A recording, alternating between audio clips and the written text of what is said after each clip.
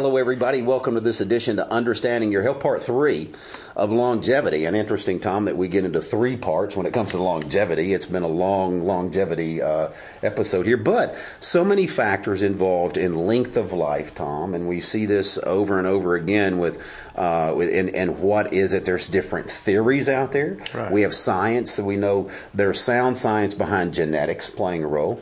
There's very sound science in calorie restriction playing a role. We know that there are other supportive factors like diet and exercise, which we've talked about. Being married even is another thing as well. Jimmy Carter back in the 70s actually brought all the centenarians in from Georgia to kind of do some study on what made them live the longest. And the first thing that they found was these people had a good attitude, and that's really, I think, the only way you can make it to the 100-year mark is to have a positive attitude and have a happy attitude. The second is they had a purpose. They had a desire to be and driven toward one area in life. They specialized, or at least they were teachers or librarians or gardeners, and they were teaching people their trade. So that was an important side. And then the last thing that I thought was pretty fascinating and extremely important was the ability to recover from loss. And Right. Think about it. When you're 100, most of your children are dead probably by that time. All your friends are dead. Your spouse is probably dead. And that's something that ultimately comes to a point to where, you're alone. So if you're not able to recover from loss, then you will lose as well. And how many times have we seen it, Tom, with married couples, 50, 60 years they've been married, one dies, and very, very shortly after that, the other spouse dies as well. Why? Because they just have so much time wrapped up in them. Well, think about how many other things. You're not old enough yet. Yes, I am. But you're going to start feeling some other loss, whether your spouse is there or not, or whatever. Mm-hmm. You lose some of your abilities to climb on the roof and hang from Yes. a rafter and fix something. Yes. You lose your ability to stay up all night and have fun and Right. just keep going the next day. Anyway, there's other forms of loss, and like we were talking about, your attitude can affect your longevity. It's one of the important factors.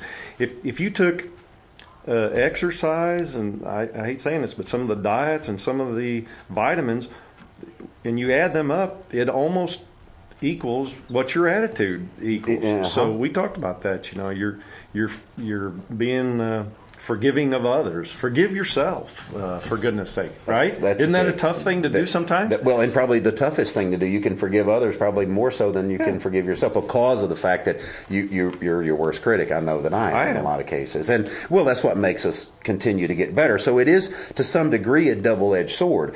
If you are your worst critic and you're constantly critical of yourself and you never give yourself a break, then that's a stress on the body as well. So forgiving yourself, moving on, getting past issues, and I find these centenarians of being able to recover from loss, moving on is extremely important in life, period. I mean, even at our age or younger, losses that happen, you have to be able to pick yourself up and say, I'm going to be okay from this. And there it goes back to that positive attitude and being happy. And I want to talk about that, Tom, because you and I, and we'll take a break and we'll come back and we'll talk about this, but being happy is really one of the major factors. It is right up there, isn't it? And like you said, as far as attitude, you can take vitamins and all of these health-giving things that we know, diet and exercise and everything else.